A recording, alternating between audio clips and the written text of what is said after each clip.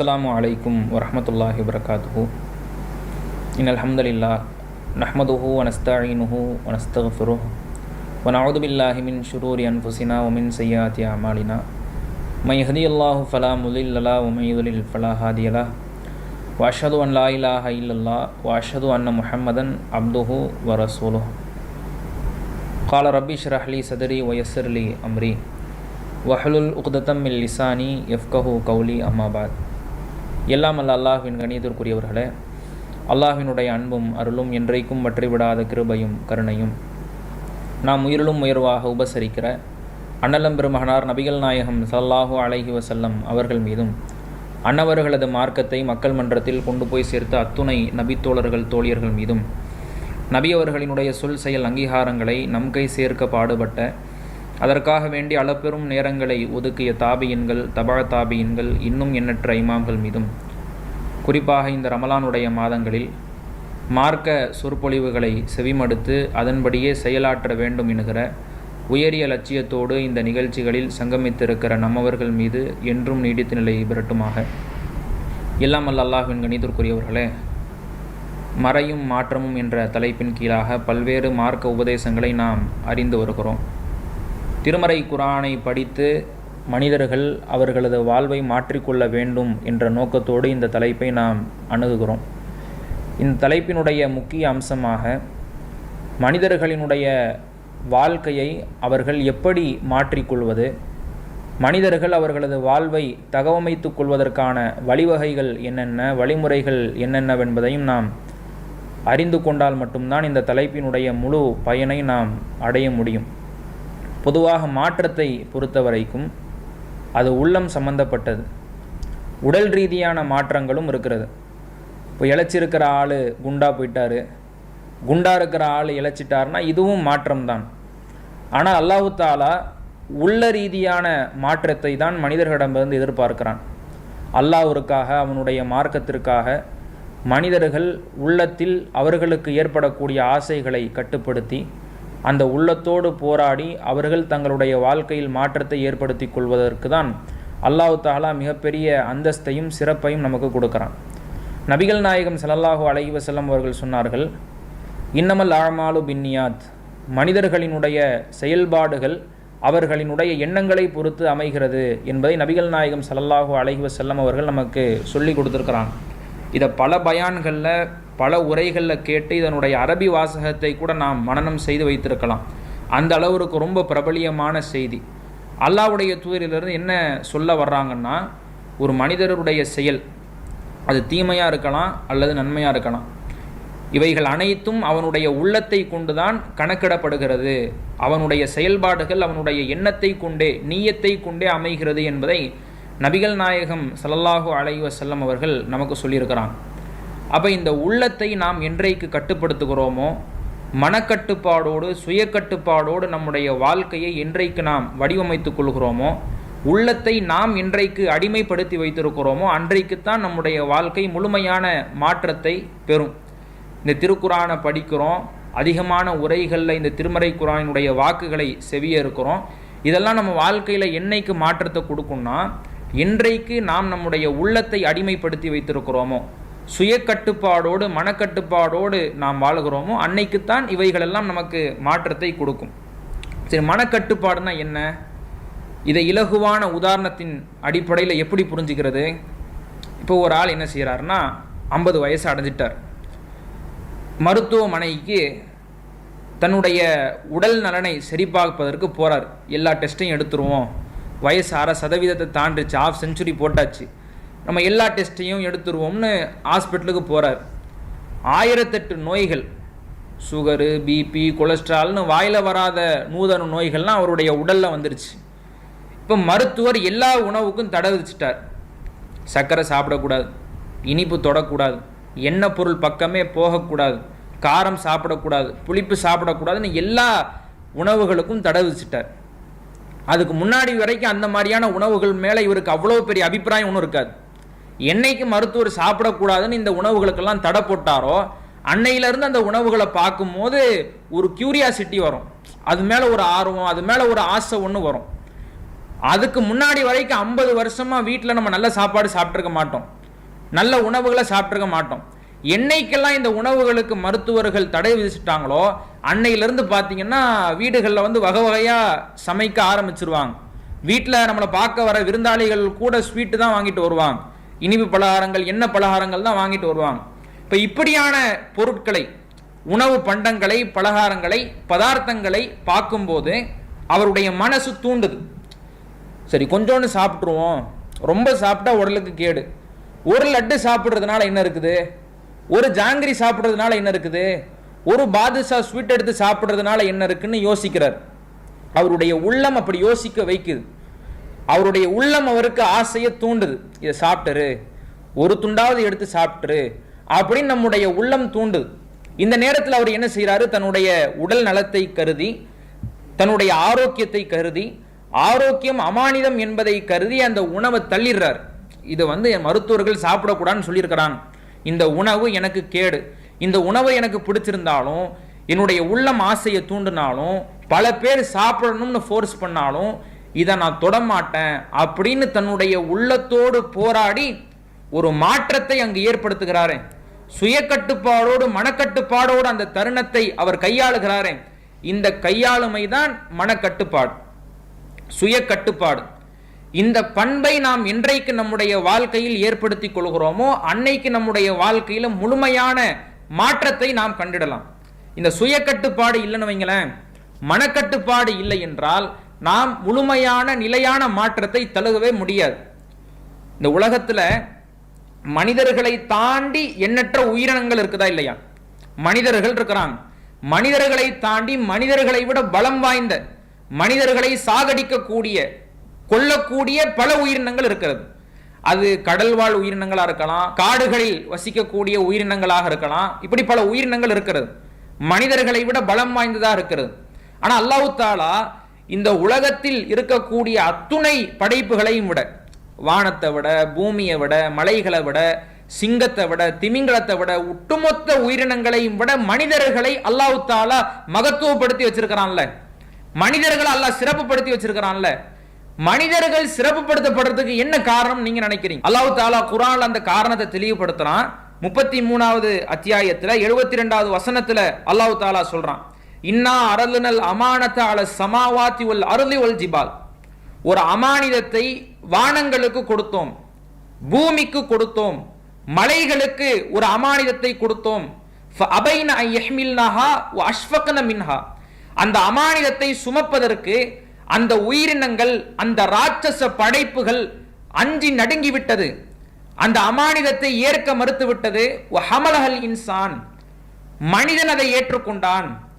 மலைகள், வானங்கள், பூமிகள், இந்த உலகத்தில் உள்ள உயிரினங்கள் அனைத்தும் இறைவன் புறத்திலிருந்து வந்த அமானிதத்தை ஏற்றுக்கொள்ள மறுத்த பொழுது திண்ணியத்தோடு, துணிச்சலோடு மனிதன் அந்த அமானிதத்தை சுமந்து கொண்டதனால தான் இந்த உலகத்தில் எல்லா உயிரினங்களையும் விட மனிதன் சிறப்புப்படுத்தப்படுகிறான், மனிதன் மகத்துவப்படுத்தப்படுகிறான் என்று அல்லாஹ் தஆலா குர்ஆன்ல நமக்கு சொல்லி காட்டுறான். இந்த அமானிதம்னு அல்லாஹ் சொல்றான். இந்த அமானிதம்னா என்ன? இந்த அமானிதம் என்பது பிற மிருகங்களை தாண்டி, பிற உயிரினங்களை தாண்டி, பிற படைப்புகளை தாண்டி மனிதர்களுக்கு என்ற எந்த பண்புகள் எல்லாம் பிரத்யேகமாக வழங்கப்பட்டிருக்கிறதோ அதுதான் அமானிதம். அது அவனுடைய சிந்தனையா இருக்கலாம், பகுத்தறிவாக இருக்கலாம், அறிவாற்றலாக இருக்கலாம், சகிப்புத்தன்மையாக இருக்கலாம், மனிதர்களுக்கு என்று இருக்கக்கூடிய மனபலமாக இருக்கலாம். இதுதான் அந்த அமானிதம். இந்த அமானிதங்களில் முக்கியமான ஒன்றுதான் மனக்கட்டுப்பாடு, சுய கட்டுப்பாடு. இது மனிதர்களுக்கு மட்டும் இருக்கக்கூடிய பண்பு. எந்த உயிரினங்களுக்காவது அப்படி இருக்குதா? எந்த உயிரினங்களுக்காவது அல்லாஹ் தஆலா சுய கட்டுப்பாடு கொடுத்திருக்கிறானா? இன்னையிலிருந்து இனிப்பு சாப்பிடக்கூடாது, இன்னையிலிருந்து காரம் சாப்பிடக்கூடாது, இன்னையிலிருந்து இந்த காரியத்தை செய்யக்கூடாது, இன்னையில இருந்து இந்த காரியத்தை செய்யணும் அப்படிங்கிற மாதிரி உறுதிமொழிகள் எந்த உயிரினங்களாவது எடுத்து பார்த்திருக்கிறோமா? அல்லாஹ் தஆலா மனிதர்களுக்கு என்று பிரத்யேகமாக வழங்கின பண்பு. ஆனா இன்னைக்கு இந்த பண்பு தான் ஏராளமான முஸ்லிம்களிடத்துல, நம்பிக்கை கொண்டவர்களிடத்துல தட்டுப்பாடாக இருக்கிறத பார்க்கிறோம். இந்த மனக்கட்டுப்பாடு தான் எப்படி இருக்குது, தட்டுப்பாடாக இருக்கிறது என்பதை நாம் பார்க்கிறோம். இந்த ரமலானுடைய மாதத்தில் கூட அல்லாஹ் தஆலா எப்படியான பயிற்சியை நமக்கு கொடுக்கிறான்னு பாருங்க. இந்த ரமலான் மாசத்துல 11 மாதங்களில் எதுவெல்லாம் அனுமதிக்கப்பட்டிருக்கிறதோ, 11 மாதத்தில் அல்லாஹ் தஆலா எதையெல்லாம் ஹலாலாக்கி இருந்தானோ, இந்த மாதத்துல குறிப்பிட்ட நேரம் என்ன செய்யறோம், அதை விலக்கி இருக்கிறோம். அது ஹராமாகுது. தண்ணி குடிக்கிறதா இருக்கட்டும், மற்ற உணவுகளை சாப்பிடுறதா இருக்கட்டும், மனைவி இடத்துல உடலுறவு கொள்றதா இருக்கட்டும், இதெல்லாம் மற்ற மாதங்கள்ல அனுமதிக்கப்பட்டது. ரமலானுடைய மாதத்துல ஃபஜ்ர்ல இருந்து மகரிப் வரைக்கும் தடுக்கப்பட்டிருக்கிறது. இதுல கூட அல்லாஹ் தஆலா எப்படி நமக்கு மனக்கட்டுப்பாட்டை பழக்கிறான்னு நீங்க கவனிக்கணும். எந்த அளவுக்கு நம்ம மனக்கட்டுப்பாடோடு இருக்கிறோம். கடுமையான பசிக்குது, கடுமையான பசியில இருக்கிறோம், பசி குடல கிள்ளுது, யாருமே வீட்டில் இல்ல, நினைச்சா சாப்பிட்டுக்கலாமா, சாப்பிட முடியாதா? கடுமையான தாகம், வெயில் போட்டு மண்டைய பிளக்குது, தண்ணியை எடுத்து குடிக்க முடியுமா முடியாதா? ஒழு செய்யறோம், வாயில தண்ணி கொப்பளிக்கிறோம், அந்த தண்ணியை முழுங்க முடியுமா முடியாதா? நம்முடைய உள்ளம் அதை தூண்டுகிறதா இல்லையா? நம்முடைய உடலுக்கு அந்த தேவை இருக்கு, தண்ணி குடிக்கணுங்கிற தேவை இருக்கு, உணவு சாப்பிடணுங்கிற தேவை இருக்கு, மனைவி இடத்துல ஆசையை தீர்த்து கொள்ளணுங்கிற தேவை இருக்கு. அதை இந்த ரமலானுடைய மாதத்தில் குறிப்பிட்ட நேரத்தில் சுய கட்டுப்பாடோடு இருக்கிறோமா இல்லையா? தாக அடிச்சாலும் தண்ணி குடிக்க மாட்டேன், உணவு பசிச்சாலும் சாப்பிட மாட்டேன் என்று எதையெல்லாம் அல்லாஹ் தஆலா ஹலாலாக்கி இருந்தானோ 11 மாதங்கள்ல, அதை ரமலானுடைய மாதத்தில் விலகி இருக்கிறோம். இந்த மாதத்தில் கூட அல்லாஹ் தஆலா என்ன செய்யறான்? சுய கட்டுப்பாடை, மனக்கட்டுப்பாடை தான் நமக்கு சொல்லி கொடுக்கிறான். ஆனா இன்னைக்கு நிறைய பேருடைய மனப்பான்மை எப்படி இருக்கு தெரியுமா? இந்த ரமலானுடைய மாசம் முடிஞ்சிருச்சுன்னா அதோட தொழுகை ஓவர் ஆயிரும், அதோட தொழுகை முடிஞ்சு பெரிய கேட்டா போட்டு சாத்திடுவாங்க, நோன்பு வைக்கிற வழிமுறை முடிஞ்சிரும், உண்மையை பேசக்கூடிய வழிமுறை முடிஞ்சிரும். ரமலான் மாசத்துல பாத்தீங்கன்னா அப்படியே தக்குவா தலைக்கேறி ரொம்ப இரையச்சத்தோடு இருப்பாங்க.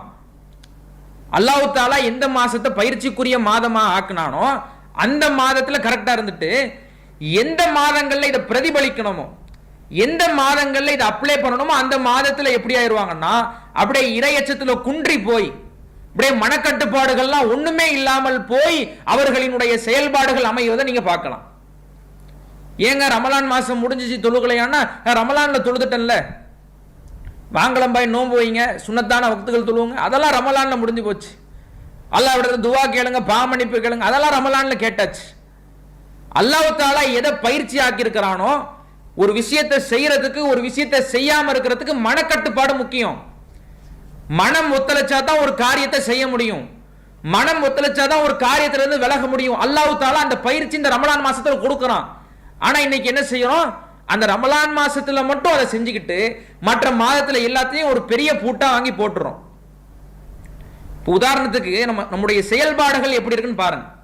ஒருத்தர் என்ன செய்யறாரு, மேரத்தான் போட்டியில கலந்துக்கணுங்கிறதுக்காக ஒரு வருஷம் ரொம்ப பயிற்சி எடுக்கிறாரு, தூங்காம உண்ணாம ரொம்ப டயட் ஃபாலோ பண்ணி ரொம்ப கஷ்டப்பட்டு என்ன செய்யறாரு, அதுக்காக பயிற்சி எடுக்கிறார். ஒரு வருட காலம் பயிற்சி எடுக்கிறார். அடுத்த வருடத்துல உதாரணத்துக்கு ஜனவரி மாசம் 1ஆம் தேதி மேரத்தான் போட்டி ஆரம்பிக்குதுன்னு வைங்களேன், அந்த போட்டியில இவர் கலந்துக்கல.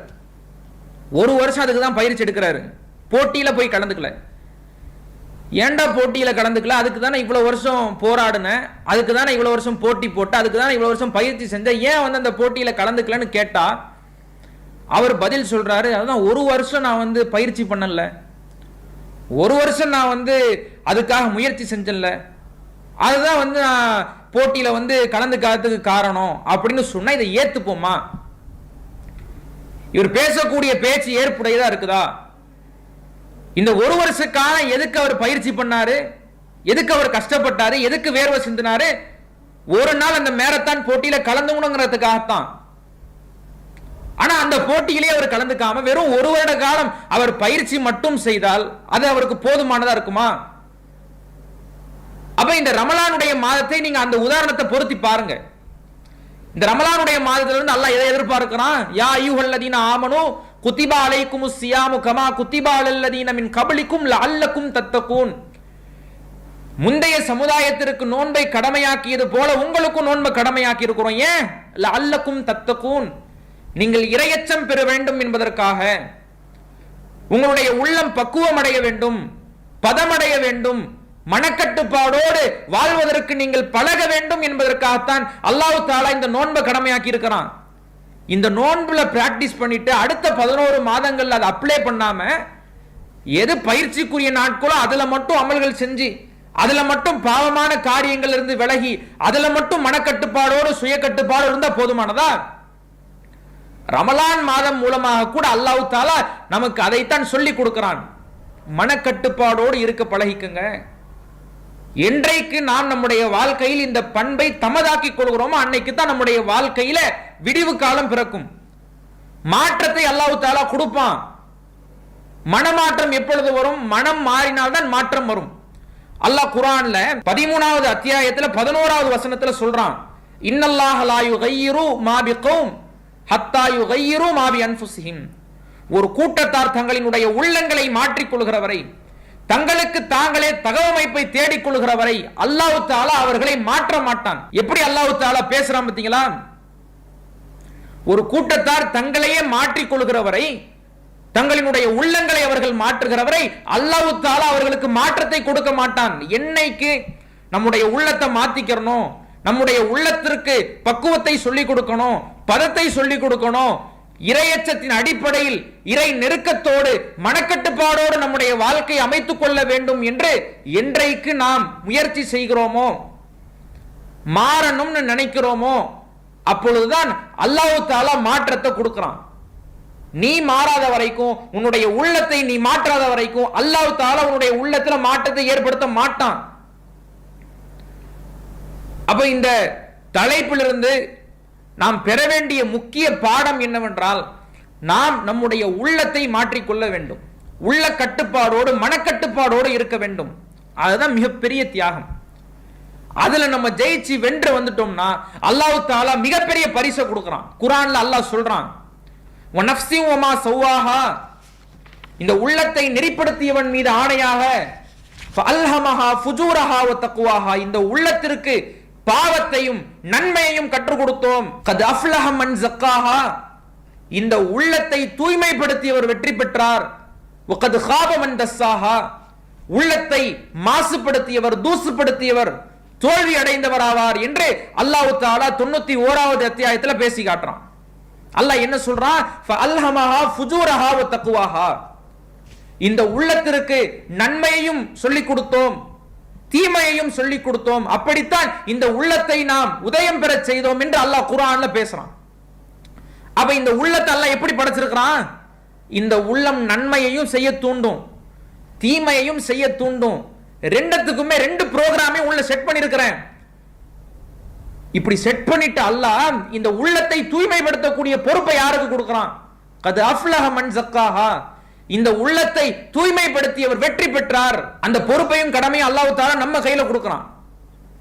அப்ப உள்ளத்தை தூய்மைப்படுத்த வேண்டிய பொறுப்பு யாருக்கு இருக்கிறது? நம்ம அவர்களுக்கு தான் இருக்கிறது. அதிகம் அதிகம் இந்த உள்ளம் தீமையை தூண்டும் பொழுது அதுல இருந்து விலகணும், மாறி வரணும், உள்ளத்தோடு சண்டையிடணும். அதைத்தான் அல்லாஹ் தஆலா எதிர்பார்க்கிறான்.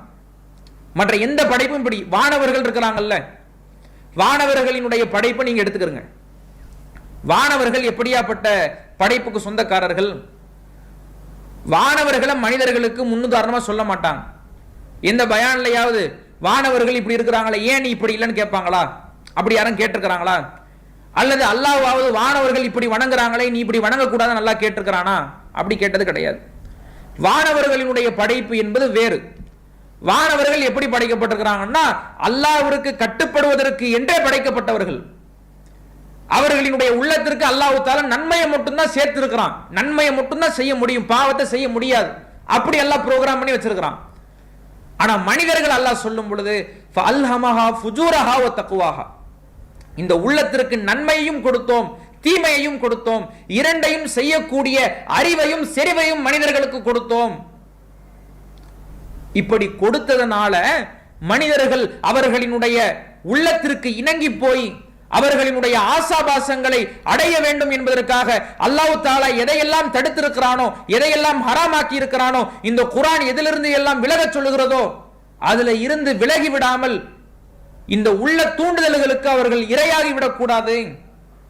அப்படியெல்லாம் இரையாகாமல் தன்னுடைய உள்ளத்தை எவர் பக்குவப்படுத்திக் கொள்கிறாரோ, தூய்மைப்படுத்திக் கொள்கிறாரோ அவர்தான் வெற்றியாளர் என்பதை அல்லாஹ் தஆலா குர்ஆன் வசனத்தின் மூலமாக நமக்கு தெரியப்படுத்துகிறான். அப்ப நம்முடைய உள்ளத்தை பக்குவப்படுத்த வேண்டிய பொறுப்பு நம்ம இடத்துல தான் இருக்குது. ஆசை இருக்கதான் செய்யும். உண்மையிலுமே முஸ்லிமாக இந்த உலகத்தில் வாழ்வது கஷ்டம்தான். முஃமினாக இறையச்சவாதியாக இந்த உலகத்தில் வாழ்வது கஷ்டம்தான்.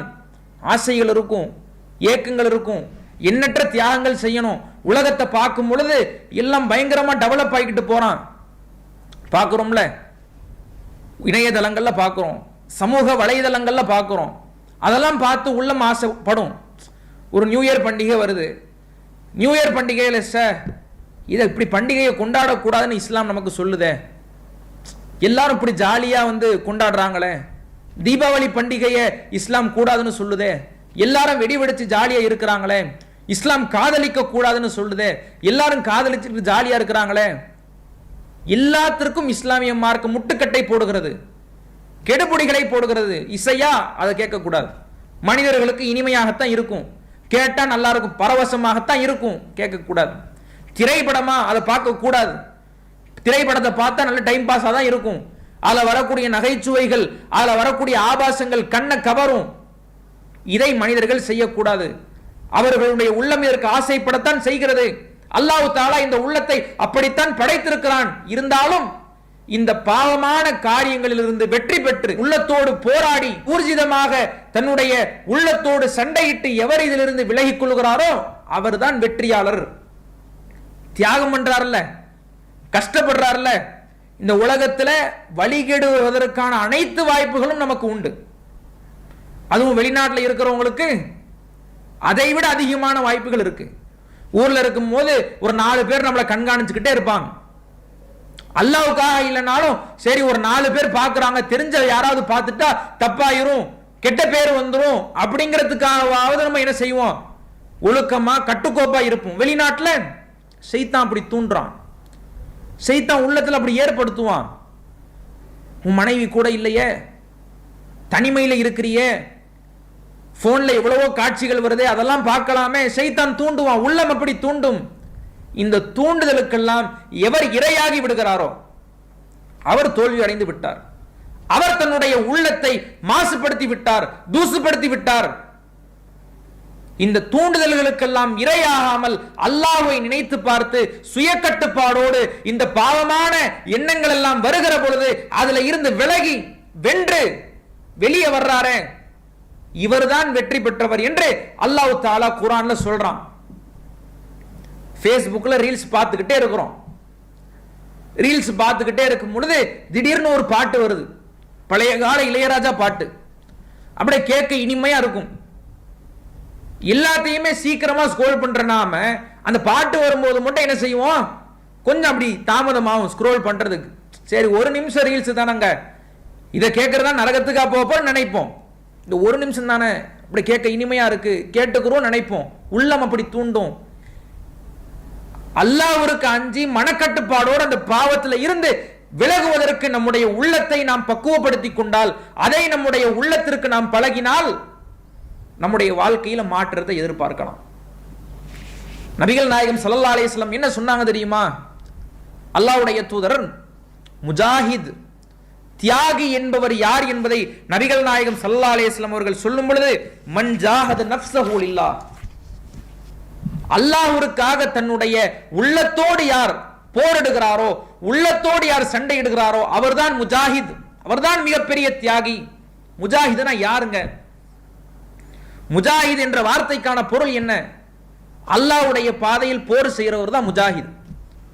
அல்லாஹ்வுடைய பாதையில் போர் செய்ய போறார்ல, தன்னுடைய உறவை இழந்து, தன்னுடைய உடல் உறுப்புகளை இழந்து, தன்னுடைய ஊர் மக்களை இழந்து, வெயில் பாராம, மழை பாராம, பனி பாராம பாலைவனத்தில் பயணிக்கிறார்ல, பலாயிரம் கணக்கான கிலோமீட்டர்கள், மைல்கள் அல்லாஹ்வினுடைய பாதையில பயணிச்சு போறார்ல, இவருக்கு பேர் தான் முஜாஹித். அல்லாஹ்வுடைய பாதையில போர் செய்கிறவர் தியாகி அப்படின்னு அல்லாஹ்வுடைய பெயர் சுற்றான். இந்த வார்த்தைக்கு, இந்த பட்டத்திற்கு, பதக்கத்திற்கு நிகரான ஆள் யாரு? மன் ஜாஹத நஃப்ஸஹு லில்லாஹ், அல்லாஹ்வுக்காக, அல்லாஹ்வினுடைய கட்டளைகளுக்கு கட்டுப்பட்டு நடப்பதற்காக, அல்லாஹ் தஆலா எதையெல்லாம் ஹராமாக்கி இருக்கிறானோ அதிலிருந்து விலகி இருப்பதற்காக தன்னுடைய உள்ளத்தோடு போரிடுகிறாரே, தன்னுடைய உள்ளத்தோடு சண்டையிடுகிறாரே, அவர்தான் முஜாஹித், அவர்தான் தியாகி என்பதை நபிகள் நாயகம் ஸல்லல்லாஹு அலைஹி வஸல்லம் சொல்றாங்க. எதுக்கு நிகரா சொல்றாங்கன்னு பாருங்க, யாருக்கு நிகரா சொல்றாங்கன்னு பாருங்க. அல்லாஹ்வுடைய பாதையில போர் செய்கிறவரும் தியாகிதான். தன்னுடைய உள்ளத்தோடு சண்டையிட்டு பாவமான காரியத்தை ஒருத்தவர் தியாகம் செய்கிறாரே, அதுல இருந்து விலகிறாரே, இவரும் தியாகிதான். 2 பேரும் முஜாஹிது தான் என்பதை நபிகள் நாயகம் ஸல்லல்லாஹு அலைஹி வஸல்லம் சொல்றாங்க. முஹாஜிர் என்பவர் யார், துறவி என்பவர் யார், நபிகள் நாயகம் ஸல்லல்லாஹு அலைஹி வஸல்லம் அவங்க நமக்கு சொல்றாங்க. துறவினா இப்ப இந்த காலத்துல துறவினா யாரை நம்ம பார்க்கிறோம், சன்னியாசினா யாரை பார்க்கிறோம், யாரெல்லாம் கல்யாணம் பண்ணாம உலக பற்றற்று தங்களினுடைய ஆன்மீக அடிப்படையில் தங்களினுடைய மதம் எந்த வழிபாட்டு முறைகளை சொல்லுகிறதோ அந்த அடிப்படையில் சாமியார்களாக சர்ச் ஃபாதர்களாக திருமணம் முடிக்காம உலகத்தினுடைய எந்த ஆசாபாசங்களுக்கும் இணங்காம போறது என்னது துறவின்னு நம்ம சொல்றோம். நபிகள் நாயகம் ஸல்லல்லாஹு அலைஹி வஸல்லம் அவர்கள் யார துறவின்னு சொல்றாங்க தெரியுமா, யார முஹாஜிர்னு சொல்றாங்க தெரியுமா? மன் ஹஜரமா நஹல்லாஹு அன்ஹு, அல்லாஹ் தஆலா எதையெல்லாம் தடுத்து இருக்கிறானோ, எதையெல்லாம் விலக்கி இருக்கிறானோ அதை தானும் விலகிக் கொள்கிறாரே, அதை வெறுக்கிறாரே, அந்த பாவமான காரியங்களில் இருந்து விலகிறாரே, இவர்தான் உண்மையான முஹாஜிர், உண்மையான துறவி என்பதை நபிகள் நாயகம் ஸல்லல்லாஹு அலைஹி வஸல்லம் சொன்னார்கள். முஹாஜிர் யாரு, உண்மையான முஹாஜிர் யார்? நபிகள் நாயகம் ஸல்லல்லாஹு அலைஹி வஸல்லம் காலகட்டத்தில் மக்காவுல வணங்க முடியாம, அல்லாஹ்வுடைய மார்க்கத்தை சொல்ல முடியாம சொந்த ஊர்ல இருந்து வேறொரு ஊருக்கு புலம்பெயர்ந்து சென்றார்களே, அபிசீனியாவுக்கு போனாங்க, மக்காவில இருந்து மதீனாவுக்கு வந்தாங்க, சொந்த ஊரை எல்லாம் இழந்து உறவுகளை எல்லாம் இழந்து தஞ்சம் புகுந்தார்கள். இவர்தான் முஹாஜிர். இவருக்கு இணையான இவருக்கு சமானமான பட்டத்தை அல்லாஹ்வுடைய தூதர் யாருக்கு கொடுக்கிறாங்க? யார் இந்த பாவமான கேவலமான அல்லாஹ் தஆலா தடுத்த காரியங்களில் இருந்து விலகி அந்த காரியத்தை வெறுத்து தன்னுடைய வாழ்க்கையை வடிவமைத்துக் கொள்கிறார், அவர்தான் முஹாஜிர் என்பதை நபிகள் நாயகம் ஸல்லல்லாஹு அலைஹி வஸல்லம் சொல்றாங்களே. ரசூலுல்லாஹ் எதுக்கு வெயிட் கொடுக்கிறான்? உள்ளத்தை கட்டுப்படுத்தியவருக்கு தான் வெயிட் கொடுக்கிறான். இந்த பண்பு நம்ம கிட்ட இருந்தா அல்லாஹ்வினுடைய நாட்டத்தினால நம்முடைய உள்ளம் மாற்றம் பெறும். இன்றைக்கு நீங்க நிறைய பேரை பார்க்கலாம், எல்லா மனிதர்களும் அவர்களது வாழ்க்கையில உறுதிமொழிகள் எடுப்பாங்க. நம்ம இனிமே எந்த பாவத்தையும் செய்யக்கூடாது, அதுக்கு ஒரு நாளையும் தீர்மானிச்சு வச்சுக்குவாங்க. நம்ம வரக்கூடிய 1ஆம் தேதியில இருந்து எந்த பாவத்தையும் செய்யக்கூடாது, நம்ம கட்டுக்கோப்பா இருக்கணும்.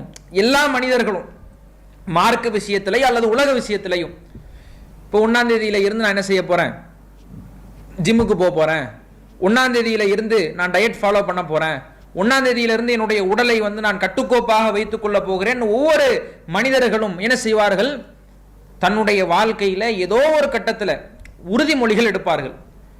இந்த உறுதிமொழிகள்ல உறுதியா கடைசி காலம் வரையிலேயும் நிலைத்திருக்க வேண்டும் என்றால் அதற்கும் மனக்கட்டுப்பாடு அவசியம்.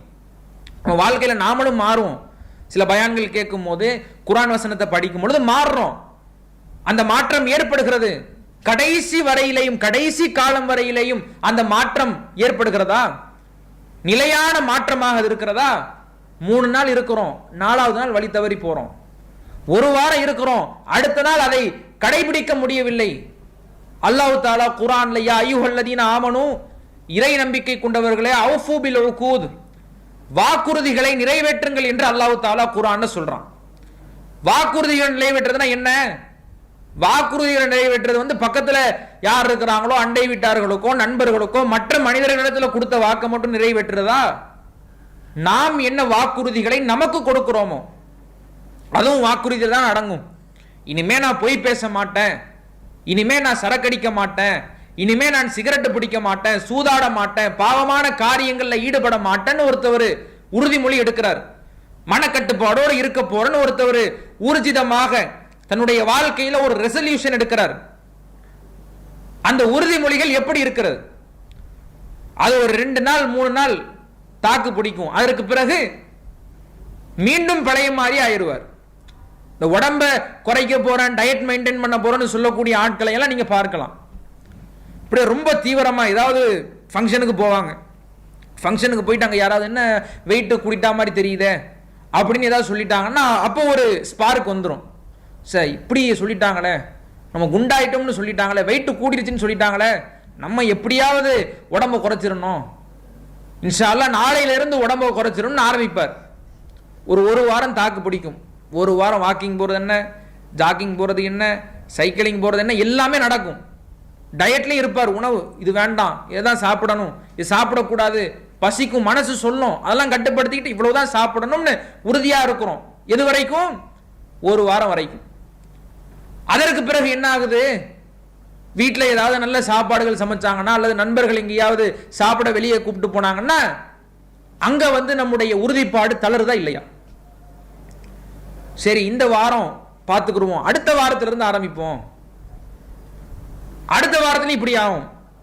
அடுத்த வாரம் என்ன முடிவு எடுப்பாரு? சரி, 1ஆம் தேதியில இருந்து, செப்டம்பர் மாசம் முடிஞ்சு போச்சு, நம்ம இன்ஷால்லா என்ன செய்வோம், அக்டோபர்ல இருந்து, அக்டோபர் 1ல இருந்து நம்ம டயட் மெயின்டைன் பண்ணிடுவோம், உடலை கட்டுக்கோப்பா வச்சுக்கிடுவோம், நம்ம டெய்லி ஜாகிங் போவோம், வாக்கிங் போவோம். 1ஆம் தேதியில இருந்து ஆரம்பிப்பார். அடுத்து ஒரு வாரம், அடுத்து முடியும். அடுத்து என்ன மாசம் ஆகுது? அக்டோபர் தானே ஆகுது. நவம்பர், டிசம்பர், இந்த 2 மாசத்தை தாண்டிட்டு இந்த வருஷமே முடிஞ்சிடும், முசீபத்து முடிஞ்சு போச்சு. ஜனவரி 1ல இருந்து நம்ம என்ன செய்வோம், அப்படியே அடிப்படையில இருந்து, ஸ்டார்டிங்ல இருந்து நம்ம என்ன செய்வோம், கடைசி வரைக்கும் நம்ம உறுதியோட இருப்போம் முடிவெடுக்கிறார். இப்படி அவருடைய அந்த உறுதிப்பாடு எப்படி போது பாருங்க, தளர்ந்து தளர்ந்து, இன்னைக்கு வேண்டாம், நாளைக்கு பார்த்துக்குருவோம், அடுத்த வாரம் பார்த்துக்குருவோம், 1ஆம் தேதி பார்த்துக்குருவோம், அடுத்த மாசம் பார்த்துக்குருவோம். மனுஷனால முழுமையா மாற முடியல. ஏன் மாற முடியல? மனக்கட்டுப்பாடு அவனுடைய உடலுக்கு, உள்ளத்துக்கு தேவையான அளவுக்கு இல்லை. அவன் அப்படி அவனுடைய உள்ளத்தை பழக்கல. அப்ப எப்படி மாற்றம் ஏற்படும்? மாற்றம் நம்முடைய உள்ளத்தில் ஏற்பட வேண்டும் என்றால் அந்த நொடியில இருந்து மாறணும். தப்புன்னு தெரிஞ்ச உடனே மாறணும். பொய் பேச மாட்டேன், நாளையில இருந்து பேச மாட்டேன்னு கிடையாது, இன்னையில இருந்து, இப்பத்துல இருந்து மாறணும். பாவமான காரியங்களை செய்ய மாட்டேன், ரமலான்ல இருந்து மாற போறேன், 1ஆம் தேதியில இருந்து மாற போறேன், ஜனவரி 1ல இருந்து என்னுடைய வாழ்க்கையை நான் மாத்திக்க போறேன்னு சொல்லக்கூடாது. பாவமான காரியம் உனக்கு தெரியுதா, குர்ஆன் இதை தடுக்குதா, அந்த நொடியில இருந்து நீ விலகணும். அல்லாஹ் தஆலா அதை தான் எதிர்பார்க்கிறான். ஒரு யூதர் சுட்டி காட்டுறார், நீங்க இணை வைப்பு தகர்க்க போறீங்க, அல்லாஹ்வுக்கு இணை வைக்க கூடாதுங்கிறீங்க, காபாவின் மீது நீங்கள் சத்தியம் செய்கிறீர்களே, இது இணை வைப்பு கிடையாதா? ஒரு யூதர் சுட்டி காட்டுறார். நபி ஸல்லல்லாஹு அலைஹி வஸல்லம் அவர்கள் ஒரு நொடி பொழுது கூட யோசிக்காம மாத்துறாங்க. காபாவினுடைய ரப்ப மீது ஆணையாக என்று சொல்லுங்கள், வல் காபா என்று சொல்லாதீர்கள்.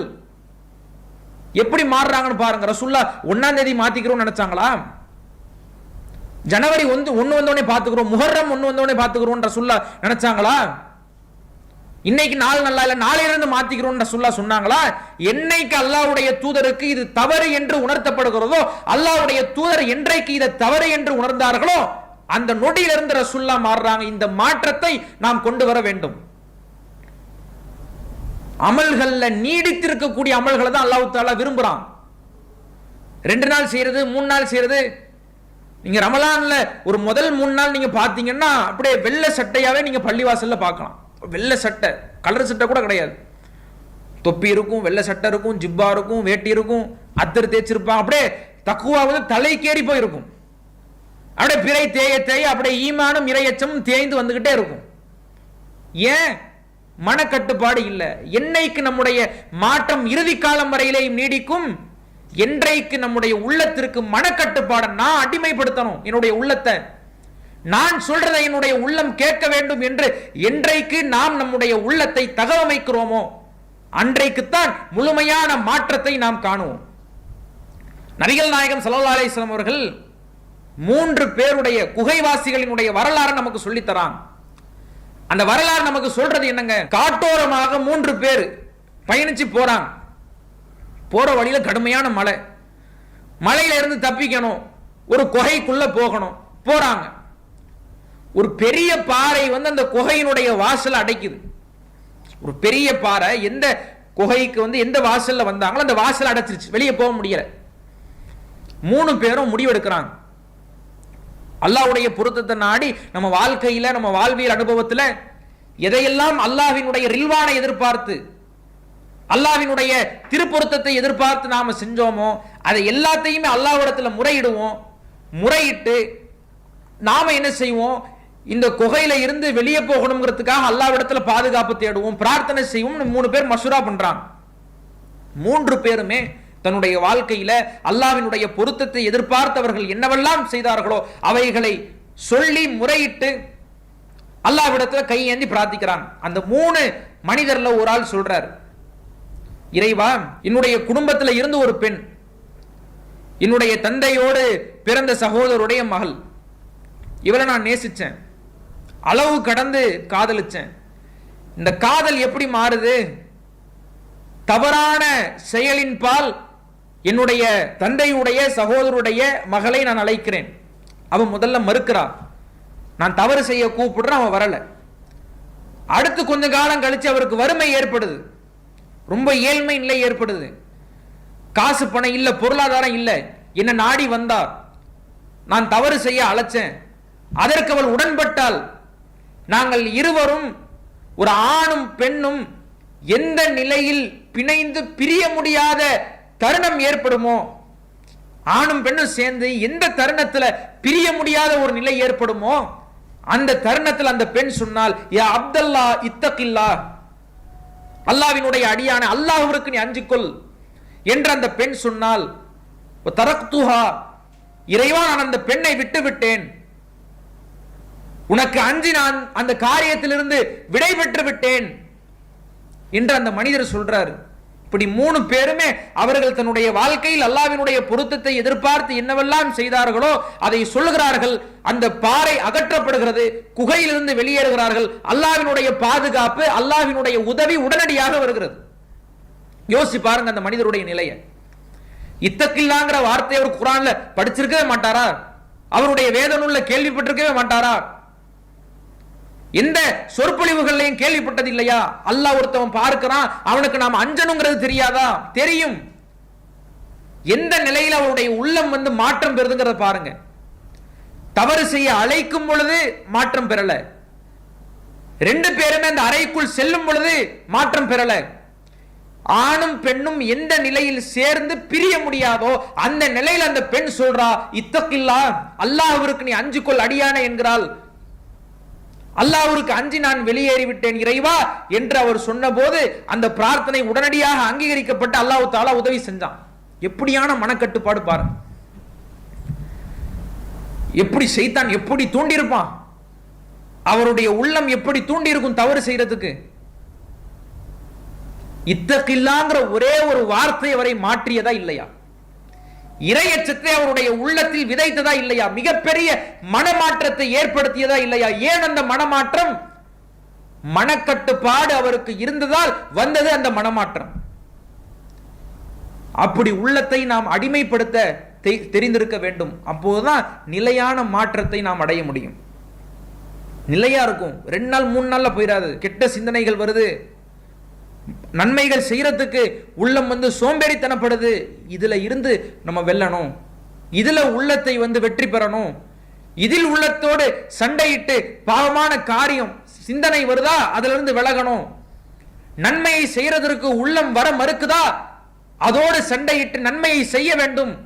இதுல இருக்கணும் இந்த மனக்கட்டுப்பாடு. ஹக்கீம் பின் ஹிசாம் ரதியல்லாஹு அன்ஹு அவர்கள் இஸ்லாத்துக்கு வரதுக்கு முன்னாடி மிகப்பெரிய கோடீஸ்வரர். எந்த அளவுக்குன்னா 100 அடிமைகளை விடுதலை செய்யக்கூடிய அளவுக்கு, 100 ஒட்டகங்களை தர்மம் செய்யக்கூடிய அளவுக்கு, 100 ஆடுகளை மாடுகளை தான தர்மம் செய்யக்கூடிய அளவுக்கு பெரிய செல்வந்தர். இஸ்லாத்துக்கு வரத்துக்கு முன்னால 100 அடிமைகளை விடுதலை செய்யறாருன்னா எவ்வளவு அடிமைகளை அவர் வச்சிருக்கணும்? ஒரு போர் படையை வச்சிருக்கிறார். இவ்வளவு செல்வந்தர். இஸ்லாத்துக்கு வந்த உடனே கடுமையான ஏழ்மையில அவருடைய நிலை மாறி போகுது. கடுமையான ஏழ்மை. ரசூல்லா கிட்ட யாசகம் கேட்கக்கூடிய அளவிற்கு. அல்லாஹ்வுடைய தூதர், இவர் தான் அந்த செய்தி அறிவிக்கிறார். அல்லாஹ்வுடைய தூதரிடத்தில் நான் கேட்டேன், அல்லாஹ்வுடைய தூதர் எனக்கு யாசகம் கொடுத்தார்கள். சும்ம சஅல்துஹு ஃபஅதானி, அல்லாஹ்வுடைய தூதரிடத்தில் பிறகும் நான் யாசகம் கேட்டேன், அல்லாஹ்வுடைய தூதர் கொடுத்தார்கள். சும்ம சஅல்துஹு, பிறகும் நான் அல்லாஹ்வுடைய தூதரிடத்தில் யாசகம் கேட்டேன், அல்லாஹ்வுடைய தூதர் எனக்கு கொடுத்தார்கள். யாசகம் கேட்டுக்கிட்டே இருக்கிறாரு, அல்லாஹ்வுடைய தூதர் கொடுத்துக்கிட்டே இருக்கிறாங்க. கடைசியில அல்லாஹ்வுடைய தூதர் ஒரு அறிவுரையை சொல்றாங்க. யா ஹக்கீம், ஹக்கீம் அவர்களே, இந்த செல்வம் இருக்கிறதே, ஹலிரத்துன் வ ஹல்வத்துன், ரொம்ப பசுமையானது, இனிமையானது. அல் யதுல் உல்யா கைரும் மின் யதி சுஃப்லா, தாழ்ந்த கையை விட உயர்ந்த கைதான் மேலானது. அல் யதுல் உல்யா, உயர்ந்த கை என்பது எதுன்னு தெரியுமா? ஹியல் முன்ஃபிகத், அதுதான் தான தர்மம் செய்யக்கூடிய கை என்று நபிகள் நாயகம் ஸல்லல்லாஹு அலைஹி வஸல்லம் அவர்கள் இவருக்கு ஒரு அறிவுரையை சொல்றாங்க. உயர்ந்த கை, காசை நம்ம கொடுக்கும் பொழுது இப்படி கொடுப்போம், வாங்கும் போது இப்படி வாங்குவோம். ரசூலுல்லாஹ் இலக்கியமா சொல்றாங்க, அல் யதுல் உல்யா கைரும் மின் யதி சுஃப்லா, தாழ்ந்த கையை விட உயர்ந்த கைதான் உயர்ந்தது, சிறந்தது. இந்த அறிவுரையை கேட்ட உடனேயே அவருடைய உள்ளத்தை எப்படி மாற்றிக்கிறார் தெரியுமா? எப்படி அவருடைய வாழ்க்கை தகவமைத்துக் கொள்கிறார் என்று தெரியுமா? அல்லாஹ்வுடைய தூதர் இடத்தில் அப்போ ஒரு வாக்குறுதி கொடுக்கிறார். யா ரசூலல்லாஹ், அல்லாஹ்வுடைய தூதரே, வல்லதி பாஸக பில் ஹக், உண்மையை கொண்டு உங்களை அனுப்பியவன் மீது ஆணையாக, லா அர்ஸு அஹதன் பஅதக ஷைஆ ஹத்தா உஃபாரிக துன்யா, இந்த உலகத்தை விட்டு என்னுடைய உயிர் பிரிகின்ற வரையிலும் யாரிடத்திலேயும் நான் யாசகம் கேட்க மாட்டேன் அல்லாஹ்வுடைய தூதரே என்று அன்னைக்கு உறுதிமொழி எடுக்கிறாரு. அன்னையில இருந்து அவர் வஃபாத்தாகிற வரைக்கும் அதே உறுதியோடு இருக்கிறார், அதே கட்டுக்கோப்போடு இருக்கிறார், கட்டுப்பாடோடு இருக்கிறார். நபிகள் நாயகம் ஸல்லல்லாஹு அலைஹி வஸல்லம் அவர்கள் இறந்து அபூபக்கர் ரலியல்லாஹு அன்ஹு அவருடைய ஆட்சி காலம் வருகிறது. அபூபக்கர் ரலியல்லாஹு அன்ஹு தர்ம பொருளை எடுத்துட்டு போறாங்க ஹக்கீம் கிட்ட கொடுக்கிறதுக்கு. உங்களுக்கான தர்ம பொருள் தான், ஜக்காத் பொருளாதாரம் தான், வச்சுக்கிறங்கன்னு சொல்றாரு. அந்த ஜக்காத் பொருளாதாரத்தை வாங்க மறுக்கிறார். அபூபக்கருடைய இறப்புக்கு பிறகு உமர் அவர்களுடைய ஆட்சி காலம் வருது. உமர் ரலியல்லாஹு அன்ஹு அவர்களினுடைய ஆட்சி காலகட்டத்தில் ஜக்காத் பொருளாதாரத்தை கொண்டு போய் கொடுக்கறாங்க ஹக்கீம் ரலியல்லாஹு அன்ஹு அவர்களிடத்துல. அந்த செல்வத்தையும் வாங்க மறுக்கிறாரு. நீங்க நினைச்சு பாருங்க, இவர் எவ்வளவு வறுமையில இருந்தா அபூபக்கர் ரலியல்லாஹு அன்ஹு அவர்களும் உமர் ரலியல்லாஹு அன்ஹு அவர்களும் இவருடைய வீடு தேடி போய் தர்ம பொருளை கொடுத்திருப்பாங்க. இவருக்கு வாங்கியிருக்க தெரியாத ஹலாலான பொருளாதாரம் தானே, தப்பு கிடையாது. ஏழ்மையில உள்ளவங்க ஜக்காத்துடைய பொருளாதாரத்தை பெறலாமே, ஆட்சியாளர்களே வீடு தேடி வந்து கொடுக்கிறாங்களே, அதை செய்ய கடைசி காலம் வரையிலேயும் அல்லாஹ்வுடைய தூதரிடத்தில் என்ன வாக்குறுதியை கொடுத்தோமோ அதில் இறுதி வரையிலேயும் உறுதியோடு இருப்போம் என்று இருக்க வேண்டும் என்பதை தன்னுடைய உள்ளத்தில் சூளுரைத்தார்கள். அதன்படியே தன்னுடைய வாழ்க்கையை அவர்கள் அமைத்துக் கொண்டார்கள். ஏன்? எவ்வளவு வறுமை இருந்திருக்கும், எவ்வளவு கஷ்டம் இருந்திருக்கும், குடும்ப மக்கள் இருந்திருப்பாங்க, பிள்ளைகள் இருந்திருப்பாங்க, மனைவிமார்கள் இருந்திருப்பாங்க. அவங்களெல்லாம் பார்த்துக்கிறனுமே, அவங்களுக்கு தேவையான வாழ்வாதாரத்தை கொடுக்கணுமே, உள்ளம் எப்படி தூண்டி இருக்கும்? காசை வாங்கிக்க, பொருளாதாரத்தை வாங்கிக்கன்னு உள்ளம் எப்படி சொல்லியிருக்கும்? அதையெல்லாம் வென்று, அதையெல்லாம் போராடி தன்னுடைய வாழ்க்கையில் வென்றவர் தான் ஹக்கீம் பின் ஹிசாம் ரலியல்லாஹு அன்ஹு அவர்கள். கடைசி காலம் வரைக்கும் நிலையா இருந்தாரு. ஏன் இருந்தாரு? அவர் தன்னுடைய உள்ளத்தை அடிமைப்படுத்த கற்றுக்கொண்டார், பக்குவப்படுத்த, பதப்படுத்த கற்றுக்கொண்டார். உம்மு ஹபீபா ரலியல்லாஹு அன்ஹா அவங்களிடத்திலேயும் இந்த முன்மாதிரியை நாம் பெறலாம். நபிகள் நாயகம் ஸல்லல்லாஹு அலைஹி வஸல்லம் சொல்றாங்க, மம்பனா சிந்தை அஷரத ரகாத்தன் ஃபி யௌமின் வ லைலத்தின், ஒரு நாளைக்கு யாரு 12 ரக்காத் சுன்னத்தான தொழுகைகளை தொழுகிறாரோ புனியலஹு பிஹின்ன பைத்துன் ஃபில் ஜன்னா, சுவனத்தில் அவருக்காக ஒரு மாளிகை அமைக்கப்படும் என்று நபிகள் நாயகம் ஸல்லல்லாஹு அலைஹி வஸல்லம் அவர்கள் சொன்ன செய்தியை உம்மு ஹபீபா ரலியல்லாஹு அன்ஹா அவங்க அறிவிக்கிறாங்க. இதை நம்ம பல பயான்கள்ல கேட்டிருக்கிறோம். 12 ரக்காத்து சுன்னத் தொழுதா நமக்கு சொர்க்கத்தில் ஒரு மாளிகை அமைக்கப்படும்ங்கிற பயான அப்படிங்கிற ஹதீஸை பல இடங்கள்ல பல நிகழ்வுகள்ல நம்ம கேட்டிருக்கிறோம், படிச்சிருக்கிறோம். என்னைக்கா ஒரு நாள் அதுக்கு போட்டி போட்டிருக்கிறோமா? என்னைக்கா அந்த மாளிகையை வாங்கணும்னு நம்ம நினைச்சிருக்கிறோமா? உம்மு ஹபீபா ரலியல்லாஹு அன்ஹா அதை அறிவிச்சிட்டு சொல்றாங்க, ஃபமா தரக்துஹுன்ன முந்து சமிஅத்துஹுன்ன, நபிகள் நாயகம் ஸல்லல்லாஹு அலைஹி வஸல்லம் அவர்களிடமிருந்து நான் இதை செவியேற்ற காலத்திலிருந்து இன்றைக்கு வரைக்கும் ஒரு காலத்திலேயும் அந்த அமலை நான் விட்டது இல்லை என்று உம்மு ஹபீபா ரலியல்லாஹு அன்ஹா அவர்கள் சொல்கிறார்கள். உம்மு ஹபீபா கிட்ட இருந்து ஒரு செய்தியை கேட்கிறார்ல, அடுத்த அறிவிப்பாளர் தாபி அம்பஸா சொல்றாரு, ஃபமா தரக்துஹுன்ன முந்து சமிஅத்துஹுன்ன மின் உம்மி ஹபீபா, உம்மு ஹபீபா அவர்களிடமிருந்து இந்த செய்தியை நான் கேட்டதிலிருந்து என்னுடைய வாழ்நாளிலேயும் அந்த 12 ரக்காத் சுன்னத்துகளை நான் விட்டதில்லை. அவர்கிட்ட இருந்து கேட்ட அறிவிப்பாளர் அம்ர் பின் அவுஸ் சொல்றார், உமா தரக்துஹுன்ன முந்து சமிஅத்துஹுன்ன, அம்பஸாவிடமிருந்து நான் இதை கேட்ட காலத்திலிருந்து என்னுடைய வாழ்நாளில் இந்த சுன்னத்தான வக்துகளை நான் விட்டதே இல்லை.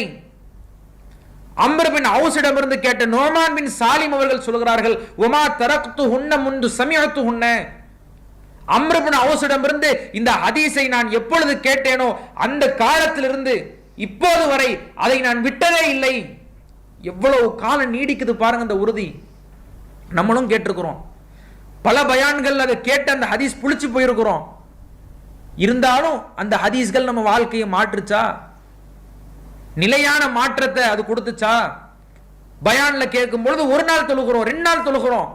குர்ஆன் வசனங்களை செவியேற்கும் பொழுது 2 நாள் நடைமுறைப்படுத்துறோம், 3 நாள் நடைமுறைப்படுத்துறோம். 4வது நாள் நம்முடைய உள்ளத்துக்கு இணங்கி போய், உள்ளத்தினுடைய ஆசைக்கு இசைந்து போய் மறுபடியும் அந்த வழிகேடான காரியத்தை செய்கிறோமே, நன்மையான காரியங்கள்ல தவறி விடுகிறோமே. இதுதான் நிலையான மாற்றமா? இது ஏமாற்றம், மாற்றம் கிடையாது.